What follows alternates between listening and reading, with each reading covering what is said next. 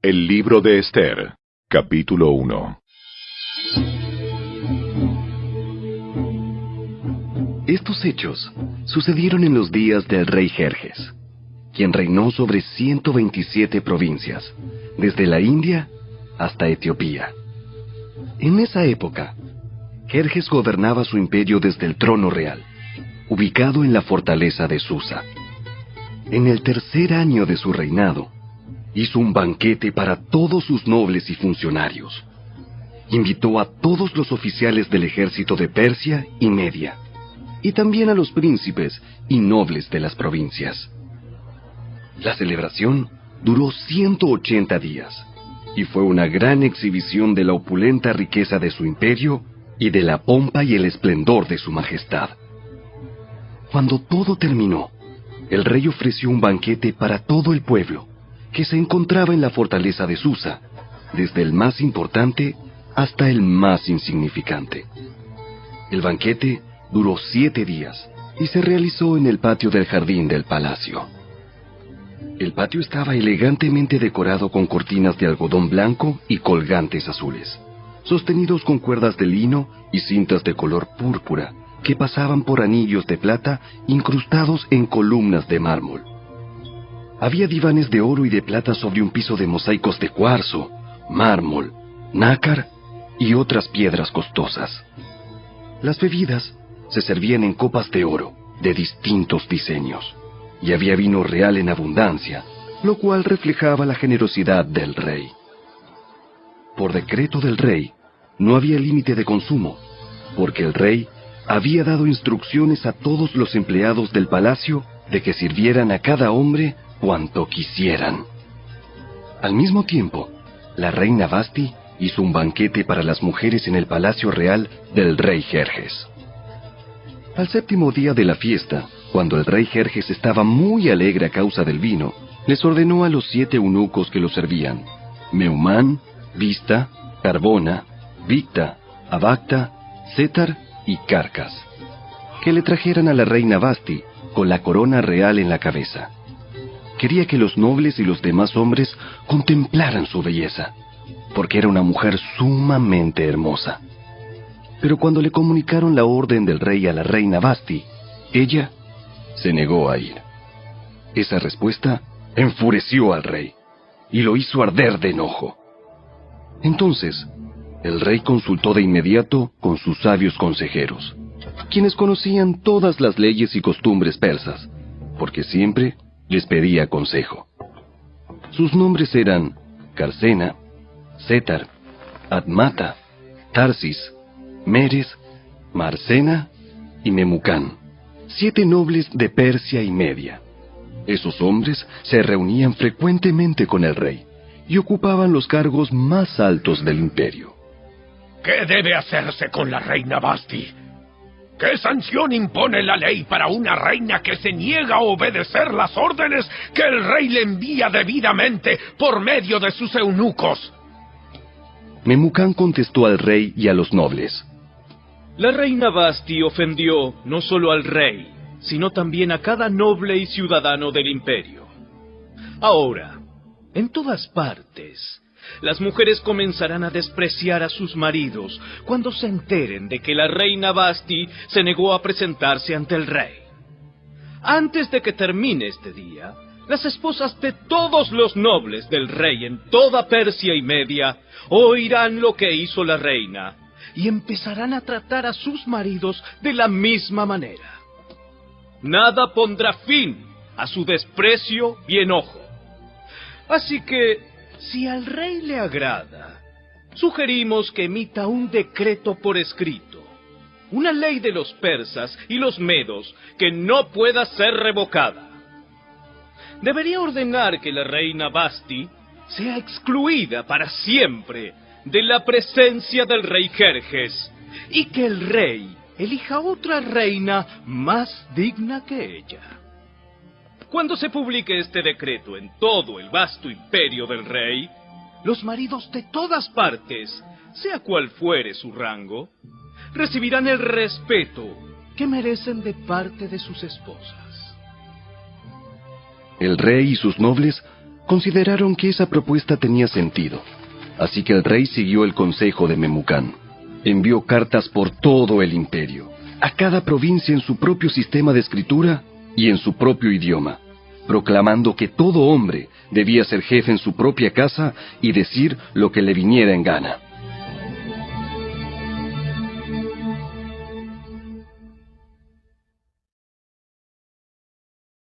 Capítulo 2. Una vez que se le pasó el enojo, Jerjes comenzó a pensar en Vasti y en lo que ella había hecho, y también en el decreto que él había firmado. Así que sus asistentes personales sugirieron lo siguiente: busquemos en todo el imperio jóvenes hermosas y vírgenes para el rey. Que el rey nombre delegados en cada provincia para que reúnan a esas hermosas jóvenes en el harén real en la fortaleza de Susa. Hegai, el eunuco del rey a cargo del harén, se ocupará de que todas ellas reciban tratamientos de belleza. Después, la joven que más agrade al rey será reina en lugar de Vasti. Al rey le pareció muy bueno ese consejo, así que decidió ponerlo en práctica. Por esos días, en la fortaleza de Susa, había un judío llamado Mardoqueo, hijo de Jair. Pertenecía a la tribu de Benjamín, y era descendiente de Cis y Simei. Su familia había estado entre los que, junto con Joaquín, rey de Judá, fueron desterrados de Jerusalén y llevados a Babilonia por el rey Nabucodonosor. Mardoqueo tenía una prima joven muy hermosa y atractiva, que se llamaba Hadasa, a la cual también le decían Ester. Cuando el padre y la madre de ella murieron, Mardoqueo la adoptó, la integró a su familia y la crió como su propia hija. Como resultado del decreto del rey, Ester, junto con muchas otras jóvenes, fue llevada al harén del rey en la fortaleza de Susa y entregada al cuidado de Hegai. Hegai quedó muy impresionado con Ester y la trató con mucha amabilidad. Enseguida ordenó que le prepararan una dieta especial y se le hicieran tratamientos de belleza. También le asignó 7 doncellas escogidas especialmente del palacio del rey, y la trasladó junto con ellas al mejor lugar del harén. Ester no le había revelado a nadie su nacionalidad ni su trasfondo familiar porque Mardoqueo le había ordenado que no lo hiciera.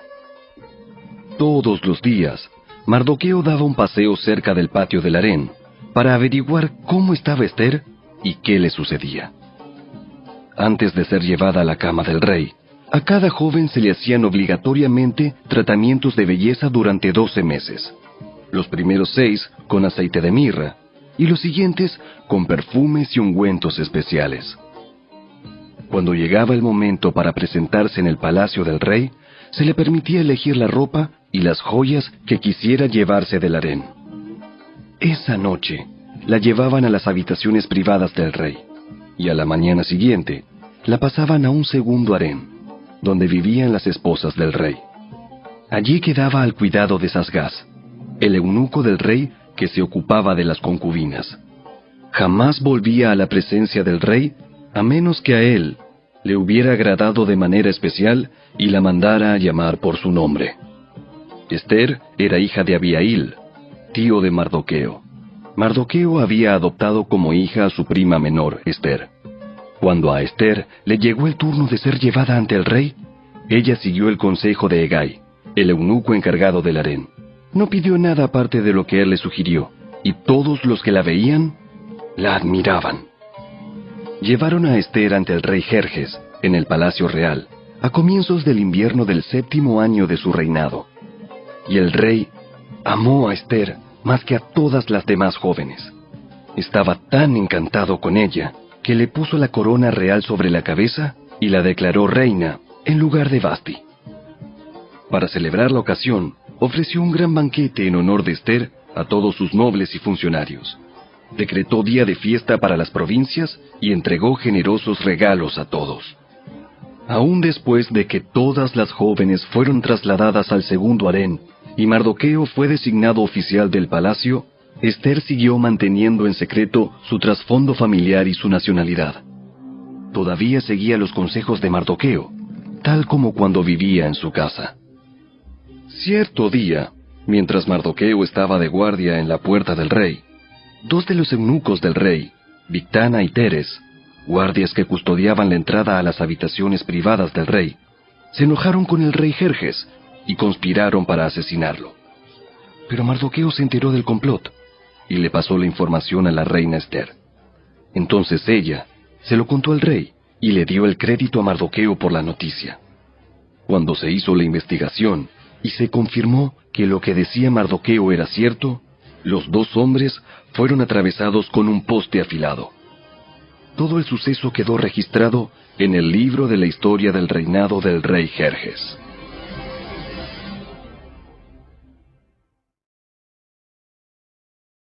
Capítulo 3. Tiempo después, el rey Jerjes ascendió a Amán, hijo de Amedata el Agageo. Lo puso por encima de todos los demás nobles y lo convirtió en el funcionario más poderoso del imperio. Todos los funcionarios del rey se inclinaban ante Amán en señal de respeto cada vez que él pasaba porque el rey lo había ordenado. Pero Mardoqueo se negó a inclinarse ante él o a rendirle homenaje.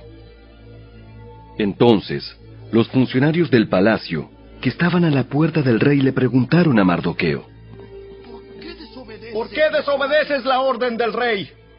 Todos los días le hablaban de lo mismo, pero aún así, él se negaba a cumplir la orden. Entonces le informaron a Amán para saber si él toleraría la conducta de Mardoqueo, ya que Mardoqueo les había dicho que era judío. Cuando Amán vio que Mardoqueo no se inclinaba ante él, ni le rendía homenaje, se llenó de furia. Como se había enterado de la nacionalidad de Mardoqueo, decidió que no bastaba con matar solamente a él. Entonces, buscó la forma de destruir a todos los judíos a lo largo y ancho del imperio de Jerjes.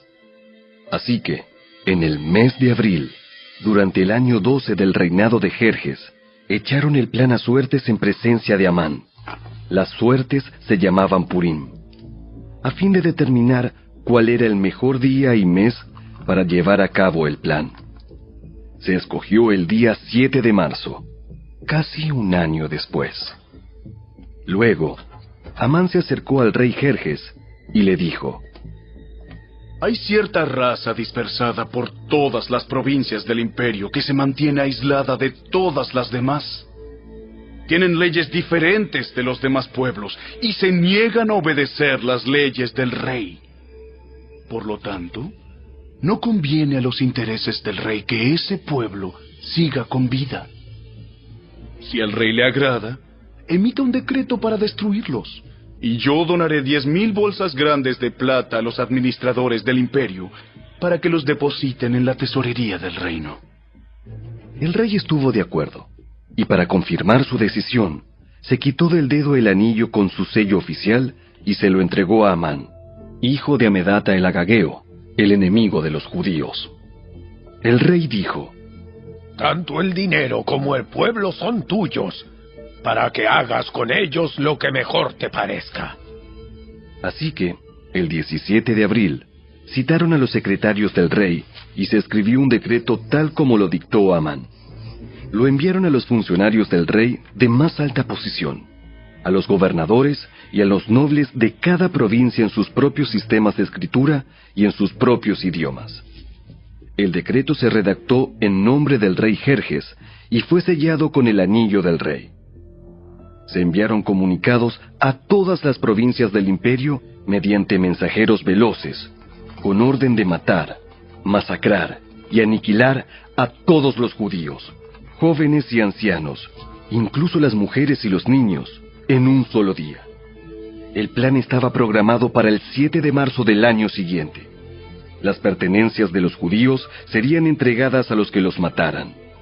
Una copia del decreto debía emitirse como ley en cada provincia y proclamarse a todos los pueblos, a fin de que estuvieran preparados para cumplir con su deber el día señalado.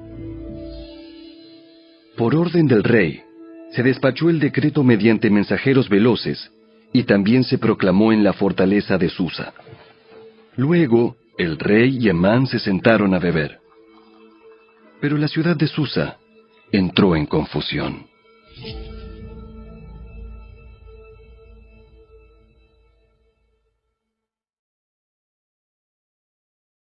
Capítulo 4. Cuando Mardoqueo se enteró de todo lo que había ocurrido, se rasgó su ropa, se vistió de tela áspera, se arrojó ceniza y salió por la ciudad llorando a gritos con un amargo lamento. Llegó hasta la puerta del palacio, porque no se permitía que nadie entrara por la puerta del palacio vestido de luto. A medida que la noticia del decreto real llegaba a todas las provincias, había más duelo entre los judíos. Ayunaban, lloraban y se lamentaban, y muchos se vestían con tela áspera y se acostaban sobre ceniza. Cuando las doncellas y los eunucos de la reina Ester se le acercaron y le contaron lo de Mardoqueo, ella se angustió profundamente. Le envió ropa para reemplazar la tela áspera, pero él la rechazó. Luego, Ester llamó a Atac, uno de los eunucos del rey que había sido designado como su asistente. Le ordenó que fuera a ver a Mardoqueo y averiguara qué era lo que le preocupaba y por qué estaba de luto. Entonces Atac salió a buscar a Mardoqueo a la plaza, frente a la puerta del palacio. Mardoqueo lo puso al tanto de todo lo que había pasado. Hasta le dijo el monto exacto de dinero que Amán había prometido depositar en la tesorería del reino para la destrucción de los judíos. Mardoqueo le entregó a Atac una copia del decreto emitido en Susa, que ordenaba la muerte de todos los judíos. Le pidió a Atac que se lo mostrara a Ester y le explicara la situación.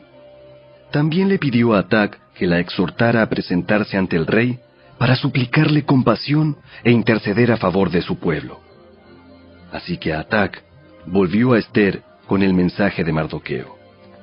Entonces Ester le ordenó a Atac que volviera a ver a Mardoqueo y le diera el siguiente mensaje. Todos los funcionarios del rey e incluso la gente de las provincias saben que cualquiera que se presenta ante el rey en el patio interior sin haber sido invitado está condenado a morir, a menos que el rey le extienda su cetro de oro, y el rey no me ha llamado a su presencia en los últimos 30 días. Así que Atac le dio el mensaje de Ester a Mardoqueo. Mardoqueo le envió la siguiente respuesta a Ester. No te creas que por estar en el palacio escaparás cuando todos los demás judíos sean asesinados. Si te quedas callada en un momento como este, el alivio y la liberación para los judíos surgirán de algún otro lado, pero tú y tus parientes morirán. ¿Quién sabe si no llegaste a ser reina precisamente para un momento como este? Entonces, Ester envió la siguiente respuesta a Mardoqueo. Ve y reúne a todos los judíos que están en Susa y hagan ayuno por mí. No coman ni beban durante 3 días, ni de noche ni de día. Mis doncellas y yo haremos lo mismo. Entonces, aunque es contra la ley, entraré a ver al rey. Si tengo que morir, moriré. Así que Mardoqueo se puso en marcha e hizo todo tal como Ester le había ordenado.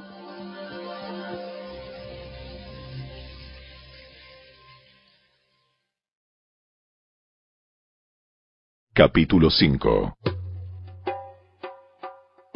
Al tercer día del ayuno, Ester se puso las vestiduras reales y entró en el patio del interior del palacio, que daba justo enfrente a la sala del rey. El rey estaba sentado en su trono real, mirando hacia la entrada. Cuando vio a la reina Ester de pie en el patio interior, ella logró el favor del rey y él le extendió el cetro de oro. Entonces Ester se acercó y tocó la punta del cetro. Entonces el rey le preguntó: ¿Qué deseas, reina Ester? ¿Cuál es tu petición? Te la daré aun si fuera la mitad del reino. Y Ester contestó: Si al rey le agrada, venga el rey con Amán hoy al banquete que preparé para el rey. El rey se dirigió a sus asistentes y dijo: Díganle a Amán que venga deprisa a un banquete, como lo ha solicitado Esther. Así que el rey y Amán fueron al banquete preparado por Esther. Mientras bebían vino, el rey le dijo a Esther: Ahora dime lo que realmente quieres. ¿Cuál es tu petición? Te la daré, aun si fuera la mitad del reino. Esther contestó: Mi petición y mi más profundo deseo es que, si he logrado el favor del rey, y si al rey le agrada conceder mi petición y hacer lo que le pido, le ruego que venga mañana con Amán al banquete que prepararé para ustedes. Entonces explicaré de qué se trata todo este asunto. Amán salió muy contento del banquete. Sin embargo, cuando vio a Mardoqueo sentado a la puerta del palacio, y que no se puso de pie ni tembló de miedo ante su presencia, se enfureció mucho. No obstante, se contuvo y se fue a su casa. Luego, Amán reunió a sus amigos y a Zeres, su esposa, y se jactó ante ellos de su gran riqueza y de sus muchos hijos. Hizo alarde de los honores que el rey le había dado, y de la forma en que lo había ascendido por encima de todos los otros nobles y funcionarios. Amán también añadió: Y eso no es todo. La reina Esther nos invitó exclusivamente al rey y a mí a un banquete que preparó para nosotros. Y me invitó a cenar mañana nuevamente con ella y con el rey. Sin embargo, todo eso no vale nada mientras vea al judío Mardoqueo sentado allí, a la puerta del palacio. Entonces Zeres, la esposa de Amán, y todos sus amigos sugirieron: Levanta un poste afilado. Levanta un poste afilado que mida 23 metros de altura. Y mañana por la mañana, pídele al rey que atraviese a Mardoqueo en el poste. Después de eso podrás seguir alegremente tu camino al banquete con el rey. A Amán le gustó la idea y ordenó que colocaran el poste.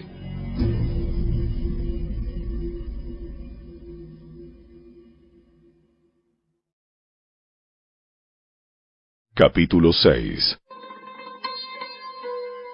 Esa noche, el rey no podía dormir. Entonces ordenó a un asistente que le trajera el libro de la historia de su reino para que se lo leyeran. En los registros, descubrió el relato de cuando Mardoqueo informó del complot que Bigtana y Teres, dos de los eunucos que cuidaban la puerta de las habitaciones privadas del rey, habían tramado para asesinar al rey Jerjes. ¿Qué recompensa o reconocimiento le dimos a Mardoqueo por este acto? Sus asistentes contestaron: Nunca se ha hecho nada. ¿Quién está en el patio exterior? Resulta que Amán acababa de llegar al patio exterior del palacio para pedirle al rey que atravesara a Mardoqueo en el poste que había preparado. Entonces, los asistentes contestaron al rey: Es Amán el que está en el patio. ¡Háganlo pasar! Entonces, Amán entró, y el rey dijo: ¿Qué debo hacer para honrar a un hombre que verdaderamente me agrada? Amán pensó para sí: ¿A quién querría honrar el rey más que a mí? Así que contestó: Si el rey desea honrar a alguien, debería sacar uno de los mantos reales que haya usado el rey, y también un caballo que el propio rey haya montado. Uno que tenga un emblema real en la frente. Que el manto y el caballo sean entregados a uno de los funcionarios más nobles del rey, y que esta persona se asegure de que vistan con el manto real al hombre a quien el rey quiere honrar, y lo paseen por la plaza de la ciudad en el caballo del rey. Durante el paseo, que el funcionario anuncie a viva voz: esto es lo que el rey hace a quien él quiere honrar. ¡Perfecto! ¡Rápido! Lleva mi manto y mi caballo y haz todo lo que has dicho con Mardoqueo, el judío que se sienta a la puerta del palacio. No pierdas ni un detalle de lo que has sugerido. Entonces Amán tomó el manto y se lo puso a Mardoqueo. Lo hizo montar el caballo del rey y lo paseó por la plaza de la ciudad, gritando: Esto es lo que el rey hace a quien él quiere honrar. Después, Mardoqueo regresó a la puerta del palacio, mientras que Amán se apresuró a volver a su casa desalentado y totalmente humillado. Cuando Amán le contó a su esposa, Ceres, y a todos sus amigos lo que había sucedido, sus sabios consejeros y su esposa dijeron: Ya que Mardoqueo, este hombre que te ha humillado, es de origen judío, jamás tendrás éxito con tus planes contra él. Oh, será tu ruina seguir oponiéndote a él.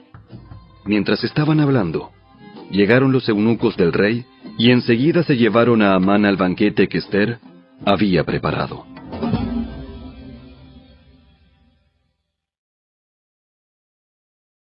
Capítulo 7. Entonces el rey y Amán fueron al banquete de la reina Ester. En esta segunda ocasión, mientras bebían vino, el rey volvió a decir a Ester: Dime lo que desees, reina Ester. ¿Cuál es tu petición? Yo te la daré, aun si fuera la mitad del reino. La reina Ester contestó: Si he logrado el favor del rey, y si al rey le agrada conceder mi petición, pido que mi vida y la vida de mi pueblo sean libradas de la muerte. Pues mi pueblo y yo hemos sido vendidos para ser muertos, masacrados y aniquilados. Si solo nos hubieran vendido como esclavos, yo me quedaría callada, porque sería un asunto por el cual no merecería molestar al rey. ¿Quién sería capaz de hacer semejante cosa? ¿Quién podría ser tan descarado para tocarte a ti? Ester contestó: Este malvado Amán es nuestro adversario y nuestro enemigo. Amán se puso pálido de miedo delante del rey y de la reina. Entonces el rey, enfurecido, se levantó de un salto y salió al jardín del palacio. Amán, en cambio, se quedó con la reina Ester para implorar por su vida, porque sabía que el rey pensaba matarlo. En su desesperación, se dejó caer sobre el diván donde estaba reclinada la reina Ester, justo cuando el rey volvía del jardín del palacio.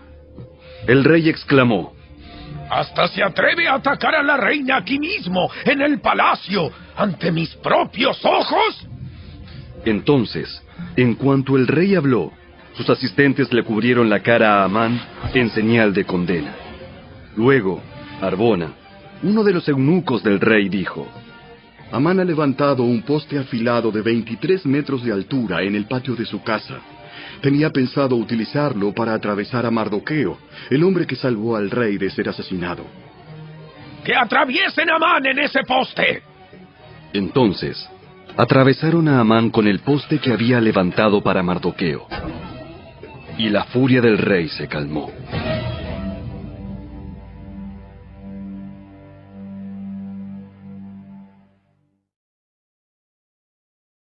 Capítulo 8.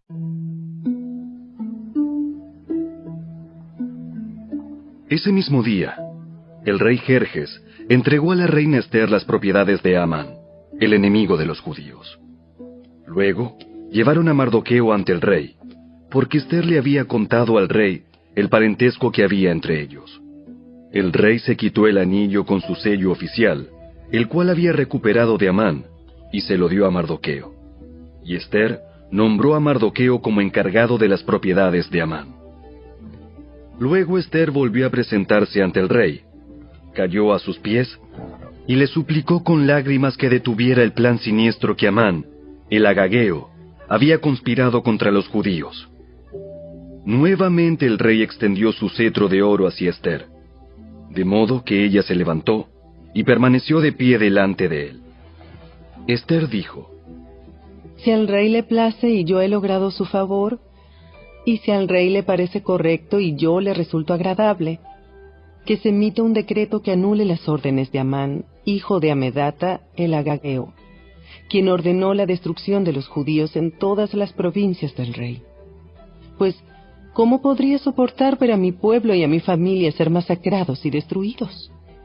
Entonces el rey Jerjes dijo a la reina Ester y a Mardoqueo, el judío: Le he dado a Esther las propiedades de Amán, a quien atravesaron en un poste porque trató de destruir a los judíos. Ahora envíen un mensaje a los judíos en nombre del rey, que exprese lo que ustedes quieran, y séllenlo con el anillo del rey. Sin embargo, recuerden que todo lo que ya se ha escrito en nombre del rey, y lo que se ha sellado con su anillo, jamás puede ser revocado. Así que, el 25 de junio, reunieron a los secretarios del rey, y se escribió un decreto tal como Mardoqueo lo dictó. Lo enviaron a los judíos y a los funcionarios de más alta posición, a los gobernadores y a los nobles de las 127 provincias, que se extendían desde la India hasta Etiopía. Este decreto se escribió en los propios sistemas de escritura y en los propios idiomas de cada pueblo del imperio, incluido el de los judíos. El decreto se redactó en nombre del rey Jerjes y fue sellado con el anillo del rey. Mardoqueo envió los comunicados por medio de los mensajeros veloces, quienes montaban caballos rápidos, criados especialmente para el servicio del rey. El decreto del rey les daba autoridad a los judíos de todas las ciudades para unirse y defender su vida. Se les permitía matar, masacrar y aniquilar a cualquiera, de cualquier nacionalidad o provincia, que los atacara a ellos o a sus esposas e hijos. También podían apoderarse de los bienes de sus enemigos. El día escogido para llevar a cabo esa acción en todas las provincias del rey Jerjes fue el 7 de marzo del año siguiente. En cada provincia debía emitirse una copia de ese decreto como ley y proclamarse a todos los pueblos, para que los judíos estuvieran preparados para vengarse de sus enemigos el día señalado. Así que, impulsados por el mandato del rey, los mensajeros salieron a toda prisa sobre caballos rápidos, criados para el servicio del rey. Este mismo decreto también se proclamó en la fortaleza de Susa. Luego, Mardoqueo salió de la presencia del rey vestido con el manto real azul y blanco, con una gran corona de oro y con una capa de púrpura y lino de la más alta calidad. La gente de Susa también celebró el nuevo decreto, y los judíos se llenaron de gozo y alegría y recibieron honra en todas partes. En cada provincia y ciudad, en cada lugar donde llegaba el decreto del rey, los judíos se alegraban mucho, festejaban a lo grande y declararon el día feriado y de celebración. También, muchas personas del territorio se hicieron judíos por temor a lo que pudieran hacerles los judíos.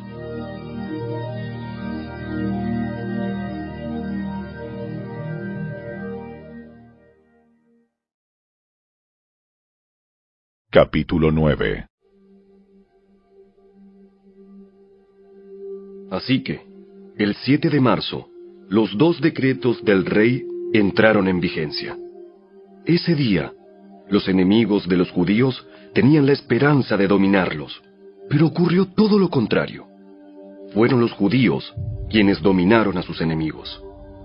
Los judíos se reunieron en sus ciudades, en todas las provincias del rey, para atacar a todo el que intentara hacerles daño. Pero nadie pudo hacerles frente porque todos les tenían miedo. Además, todos los nobles de las provincias, los funcionarios de más alta posición, los gobernadores y los funcionarios reales ayudaron a los judíos por temor a Mardoqueo, pues a Mardoqueo lo habían ascendido a un alto cargo en el palacio del rey, y su fama se extendía por todas las provincias a medida que se hacía más y más poderoso. Así que, el día señalado, los judíos hirieron de muerte a sus enemigos a filo de espada. Mataron y aniquilaron a sus enemigos e hicieron lo que quisieron con quienes los odiaban. En la propia fortaleza de Susa, los judíos mataron a 500 hombres. También mataron a Parsandata, a Dalfón, a Aspata, a Porata, a Adalía, a Aridata, a Parmasta, a Arisai, a Aridai y a Baisata, los 10 hijos de Amán, hijo de Amedata, el enemigo de los judíos, pero no se quedaron con ninguna de sus pertenencias. Ese mismo día, cuando se le informó al rey el número de muertos en la fortaleza de Susa, hizo llamar a la reina Ester y le dijo: Los judíos mataron a 500 hombres solo en la fortaleza de Susa, además de los 10 hijos de Amán. Si aquí hicieron eso, ¿qué habrá pasado en el resto de las provincias? Ahora bien, ¿qué más quieres? Te será concedido. Dímelo y lo haré.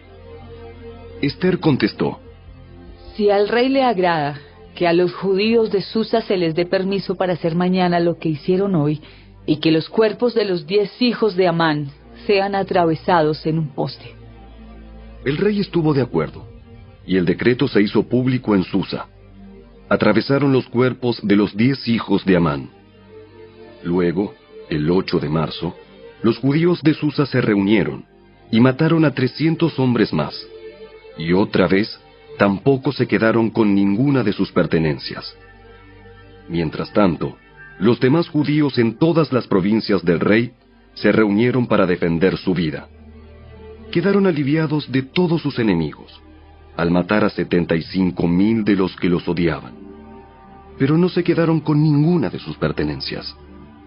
Eso ocurrió en todas las provincias el 7 de marzo, y el día 8 descansaron para celebrar su victoria con un día de fiesta y alegría. Los judíos de Susa mataron a sus enemigos el día 7 de marzo, continuaron el 8, y luego el día 9 descansaron, y lo designaron su día de fiesta y alegría. De manera que, hasta el día de hoy, los judíos del campo que viven en aldeas remotas celebran un día feriado anualmente en el día señalado a fines del invierno, en el cual se alegran y se mandan regalos de comida unos a otros.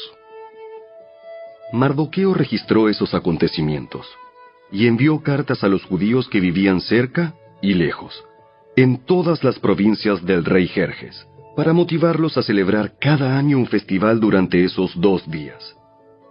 Les dijo que debían celebrar esos días con alegría y festejos, obsequiándose porciones de comida unos a otros y haciendo regalos a los pobres.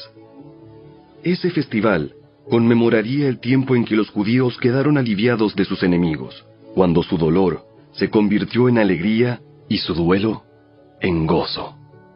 Así que los judíos aceptaron la propuesta de Mardoqueo y adoptaron esa costumbre anual. Amán, hijo de Amedata el Agageo, el enemigo de los judíos, había conspirado para aplastarlos y destruirlos en la fecha escogida al echar suertes. A las suertes se las llama Purim. Pero cuando Ester se presentó ante el rey, él emitió un decreto que causó que el plan siniestro de Amán se volviera en su contra, y tanto Amán como sus hijos fueron atravesados en un poste afilado.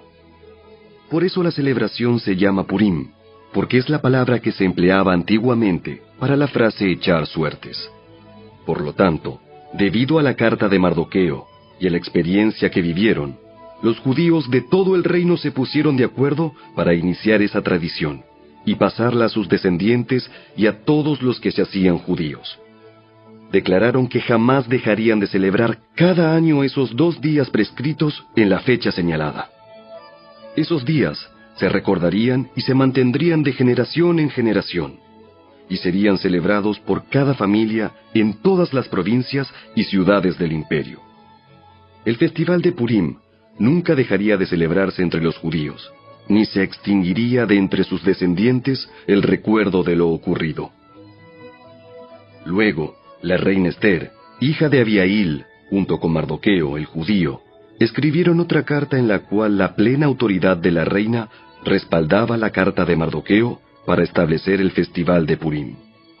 Se enviaron cartas con deseos de paz y seguridad a los judíos de las 127 provincias del imperio de Jerjes. Esas cartas establecían la celebración anual del festival de Purim en las fechas señaladas, como lo habían decretado el judío Mardoqueo y la reina Ester. El pueblo decidió celebrar el festival, de la misma manera que había decidido establecer el tiempo de ayuno y luto para sí y sus descendientes.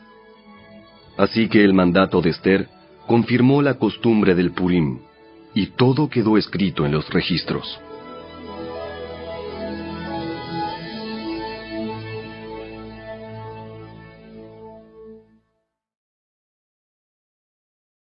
Capítulo 10. El rey Jerjes impuso un tributo en todo su imperio, incluso hasta las costas lejanas. Sus grandes logros y el relato completo de la grandeza de Mardoqueo, a quien el rey había ascendido, están registrados en el libro de la historia de los reyes de Media y Persia. Mardoqueo, el judío, llegó a ser primer ministro, segundo en mando después del propio rey Jerjes. Fue un hombre muy importante entre los judíos, de gran estima ante ellos, porque siguió actuando a favor de su pueblo y defendiendo el bienestar de todos sus descendientes.